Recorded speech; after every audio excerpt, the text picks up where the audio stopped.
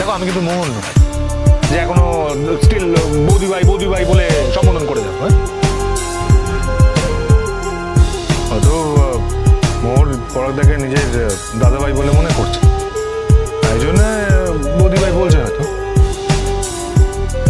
দেখো আমি সেটা মনে করি, তাই আমার বৌদি ভাই বলে ডাকার কোনো কারণ নেই। তোমাকে বোঝা বড় দায়। সেটা বললে কি চলবে?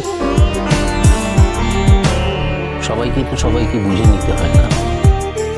যদি কাউকে বুঝতে না পারে তাতে আমার কি করার আছে, তোমাদের কি করার আছে? প্রত্যেকটা মানুষ তো এক নয়, প্রত্যেক মানুষের আলাদা আলাদা ধরন থাকে। শঙ্কর একটা ধরন আছে।